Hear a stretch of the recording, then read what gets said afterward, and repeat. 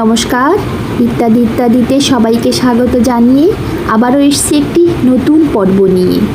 সকলকে জানাই শুভ দোল পূর্ণিমার আন্তরিক প্রীতি ও শুভেচ্ছা।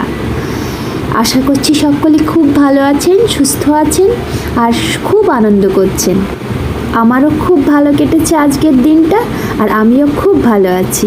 অন্য দিনের তুলনায় আজ একটু বেশি সকাল সকাল ঘুম থেকে উঠে বাড়ির আনুষঙ্গিক কাজগুলো বরমশাই আর আমি দুজন মিলে করেছিলাম।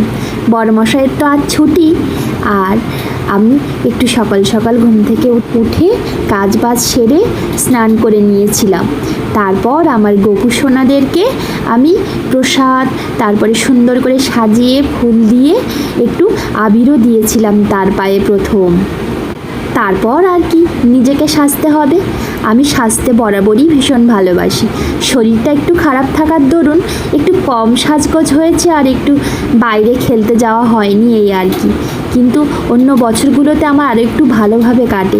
এবছরই একটু অন্যরকম শরীর খারাপটা আছে, ওই জন্য আমার আর হয়ে ওঠেনি।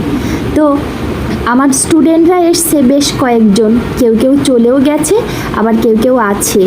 আন্টিকে আর স্যারকে আবির দেবে, এই জন্যই এসছে।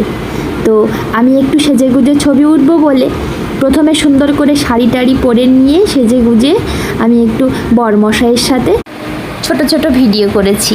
বরমশাই খুব একটা রাজি হতে চায় না, কিন্তু একটু জোর করলাম, আর স্টুডেন্টরা একটু জোর করেছে। আর এই ছোট ছোট স্টুডেন্টরা জোর করলে তো স্যার আর একদম ওদের কথা ফেলতেই পারে না, তাই বাধ্য হয়েই ওর রাজি হয়ে গেছে। এই যে দেখুন, আমরা এই তিনজন মিলে খুব মজা করেছিলাম। আর যারা এসেছিল তারা শুধু আবির দিয়েই চলে গেছে।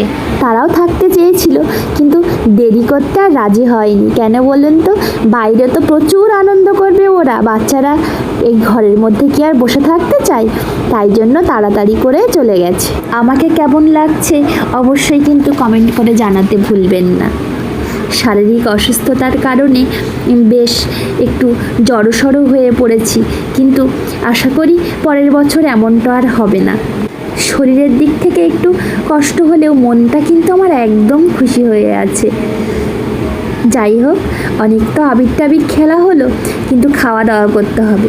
বড়মশাই চিকেন নিয়ে এসেছিল, কিন্তু পূর্ণিমা চলছিল, চিকেনটা খাওয়া ঠিক হবে না বলে আমি সেটা ফ্রিজে রেখে দিয়েছি। আর শুধু এই মাছের ঝালই করব, আর একটু পটল ভাজা করব।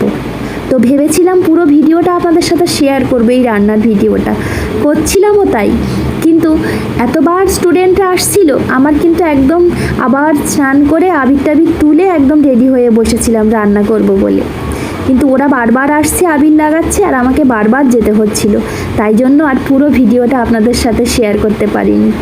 কালকের আনা সেই রুই মাছটা, তার বেশ খানিকটা পিস ছিল, তো সেটা রাখিনি, পুরোটাই আমি করে নিচ্ছি। এই যে আলু বড় বড় করে কেটেছি, আর একটু ওই যে আমার মানকচু আর বিউলির ডালের যে বড়ি ছিল, ওই বড়ি দিয়েই আমি একটু ঝাল ঝাল করব। আর এখানে কাঁচা লঙ্কা, পেঁয়াজ আর ধনে জিরের গুঁড়ো একসঙ্গে আমি ব্লেন্ড করে নেব মিক্সিতে। অন্য সব দিনগুলো তো পাতলা তরকারি খাওয়া হচ্ছে, কিন্তু আজ ইচ্ছে হচ্ছিল একটু কষাই কষাই করে রান্না করতে, বেশ কষিয়ে রসিয়ে ঝাল ঝাল করতে। তো তাই ইচ্ছে হলো করছি, কিন্তু রসুন টসুন দিইনি, আদা রসুন কিছুই ব্যবহার করিনি, শুধু ওই পেঁয়াজ কাঁচা লঙ্কা দিয়েই আর একটু ধনে জিরের গুঁড়ো দিয়ে একটু বেশ কষা কষা তরকারি করব, এটাই ইচ্ছে হলো। মাছ ভাজা তেলে আমি আলুগুলোকেও ভেজে নিয়েছিলাম, আর তারপর আমার ওই বাড়ি বানানো বড়িগুলোও আমি ভেজে নিচ্ছি। ব্যাস, তারপর থেকে আর হয়ে ওঠেনি। এই যে দেখুন, অবশেষে এই ধরনের একটি মাখা মাখা তরকারি আর এই পটল ভাজা। খুব ছোট্ট ঘটনা, কিন্তু তবু আপনাদের সাথে একটু শেয়ার করলাম। যদি ভালো লেগে থাকে অবশ্যই লাইক, কমেন্ট, শেয়ার, সাবস্ক্রাইব করে আমার পাশে থাকবেন। এখনকার মতো ভিডিওটা এখানেই শেষ করছি। দেখা হচ্ছে আবার নতুন একটি পর্বে। সকলে খুব ভালো থাকবেন, সুস্থ থাকবেন, আর অবশ্যই আমাকে এগিয়ে যেতে সাহায্য করবেন। নমস্কার।